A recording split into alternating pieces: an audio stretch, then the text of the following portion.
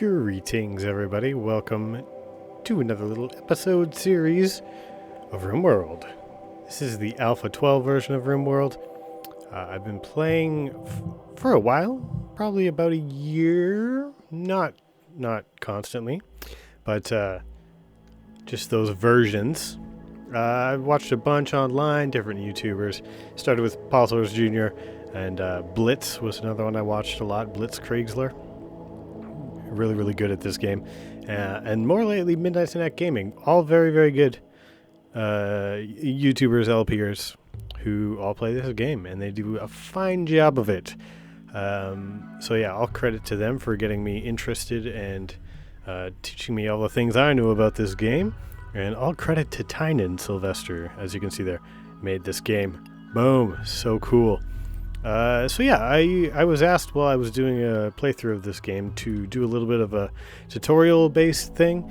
So I figured I'd do that. I mean, there's other people out there who know more than I do for sure, but I can give a little bit of a once-over. So I figured I'd do a few episodes at least of the basics of Rimworld as it stands now. There will be updates in the future. It is still an alpha, of course. Alpha 12.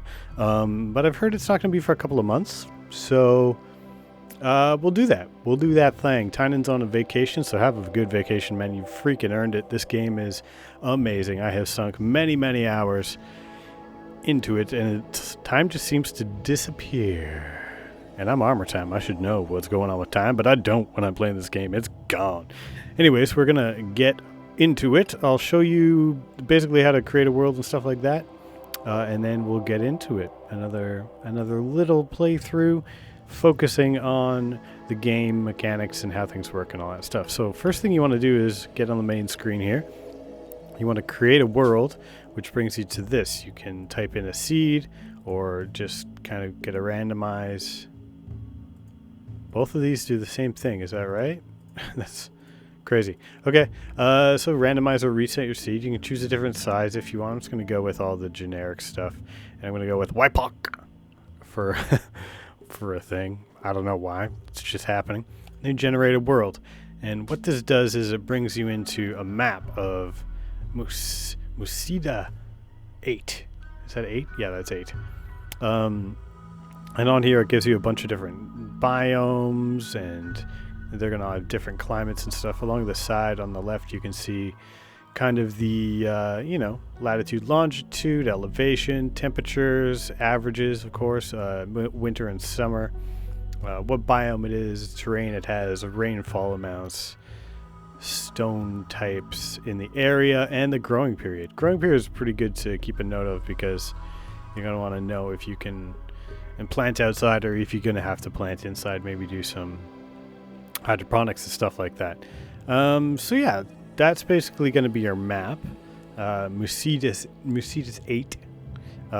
So then, great, we're going to just accept that. It's got a bunch of different areas, do different stuff. Can you go in the water?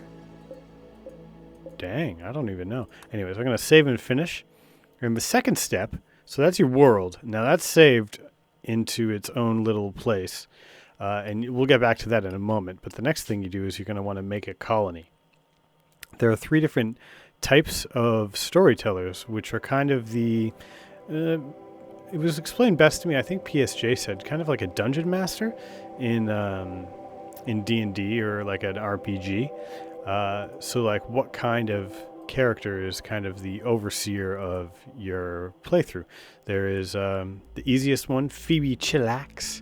It gives you lots of time between disasters to relax and build your colony, but beware, if she's set at a high challenge scale, she'll hit as hard as anyone.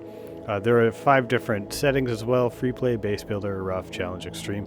So if you want something there you're just building, you might get a few challenges here and there, do that. And if you just want to get constantly rated by, well, I guess maybe not constantly with Phoebe, but if you want to get rated by very high level baddies and bad guys and, crazy boars and stuff, then you go down to extreme.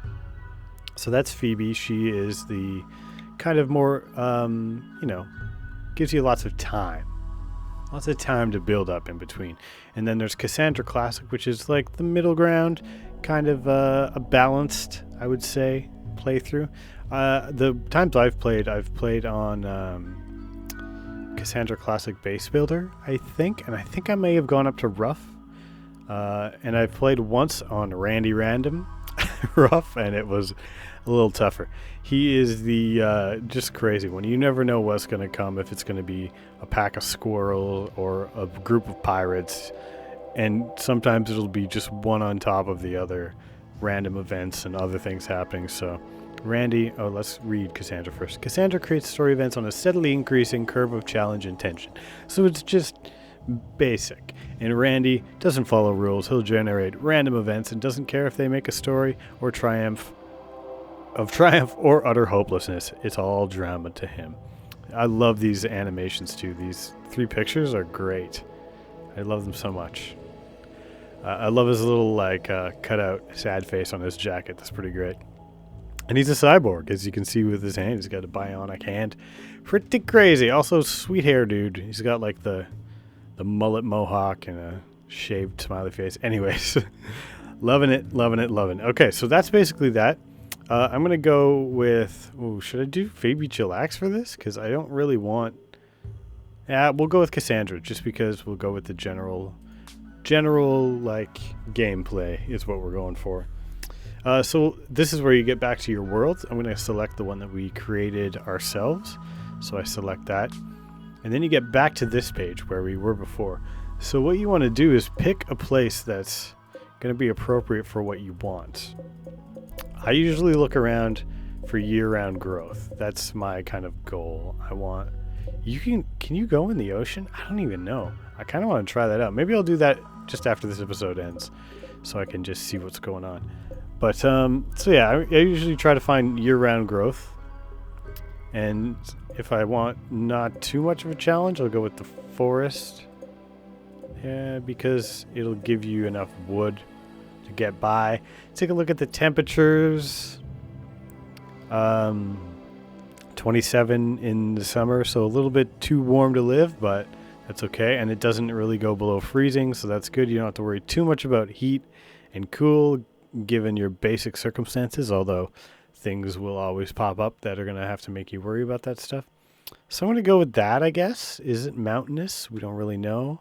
We could zoom in. You can just scroll wheel in or scroll wheel out.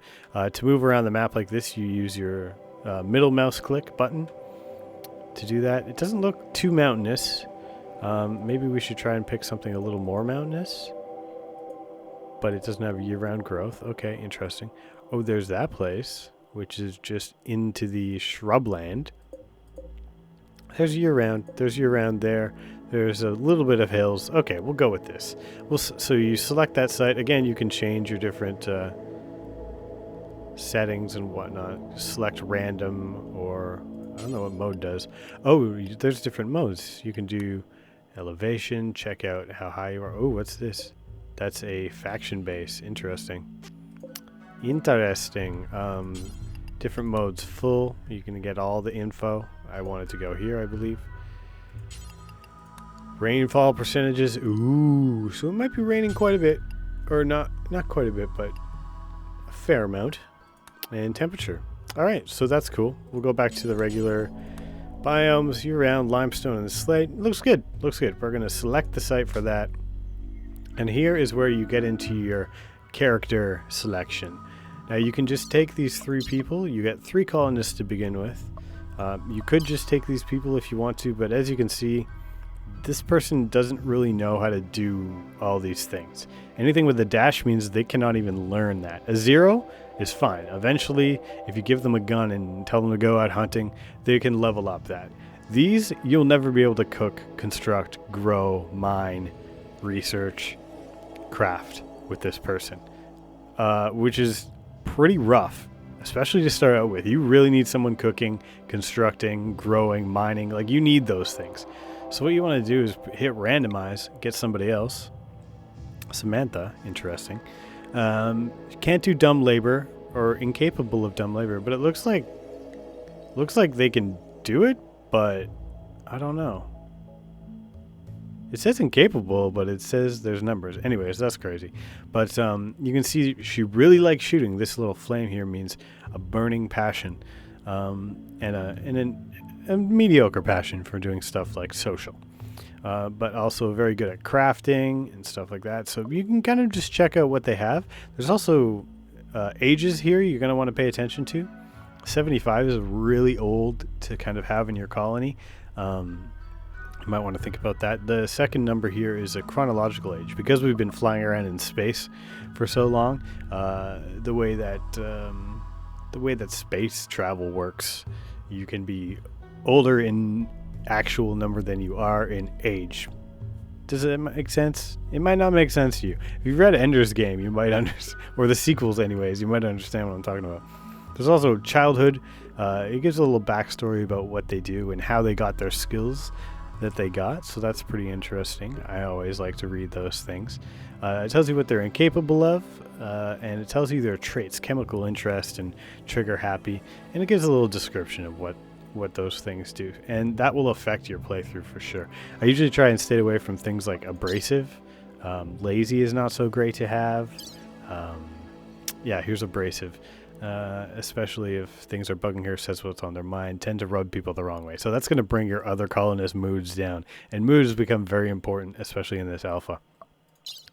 So what you want to do is basically go through and grab a couple of people, ideally who are incapable of... Holy smokes, everybody's incapable of stuff. I usually look for incapable of nothing. Oh, there we go. Incapable of none. Fast walker, night owl. Cool. And you can do pretty much everything. You're not so great at constructing or mining, but social, animals, shooting, great. Research, you might be a researcher. And you just kind of go through and you pick... Oh, another thing you want to look at. 38, not too old. Not too old. You can change names here if you want to do that. In the game, you can change nicknames at any time, but you cannot change any first and last names other than that. You also can view information about the character, which will give you more details specifically about all the things that they can do. Tons and tons of things like, just look at all this stuff. There's so much stuff to look at. All the stuff they can do, social-wise, work-wise, combat-wise, aiming time 100%. So you can see kind of what they do and how good they are at doing things. And their character is kind of just the thing we were looking at, but you can also do that in game. You can change their nickname. And health. Health is important because if you come here and it says bad back, frail, you don't want to start with that person. You don't want to start with that person at all. But this person's all good, so we might keep them around. Let's check out Man Bear.